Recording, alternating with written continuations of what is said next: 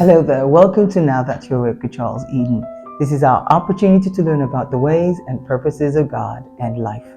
Today, I'd like us to look at an account, a very interesting account in Matthew chapter 2, verses 1 to 10. It's the story about astrologers that came from somewhere really far away, and they were following a star.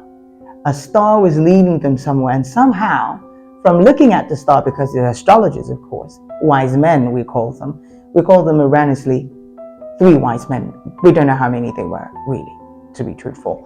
But these wise men, astrologers, followed a star, and somehow they deciphered, knew that it must be a king. It's got to be a king. So they went to Jerusalem, and right there, they made a little mistake. Small thing, but it threw them off track for a bit. What was that? They went to pay homage to the king. King Herod was the king at the time, so they went to him and said, "Where is the place where this king was born?" And Herod was troubled. Herod started searching, called the scribes, called everyone, gathered them, and tried to find out, is it true there's going to be a king? They searched the books and found there was a prophecy about someone that was going to be born. So let's look at what the wise men did wrong. They left their guidance system and went through a different process, something really traditional, to get to where they were going to. They were already guided by something. The star was leading them all the while. Why did they have to go off track? Because traditional things tend to do that to us. See, there are lots of very wonderful, good, traditional, right things that you're doing, but they're not appropriate for your destiny.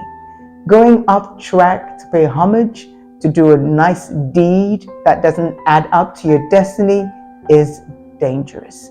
You must totally avoid that. That mistake they made, that little error, put the lives of lots of children at risk. In fact, lots of children died. They nearly jeopardized their mission. Thank God they left Herod and they went in search, because it says in verse 10, when you read it, it says they got out of the palace, went back on track, and they were ecstatic because the star appeared. Once they showed up and they made up their minds they were going to see Herod, they lost the star. They lost the guidance system. They didn't know where to go. You shouldn't do that. Let's avoid that by all means. Let's trust the guide that's taking us there. Being guided by lots of other things is not just going to be the best for us. So, if you want to deliver the gold, myrrh, and frankincense that has been put inside you to give the world, completely avoid Herod. Listen, you should completely avoid it. And don't get other children killed. You understand what I'm saying?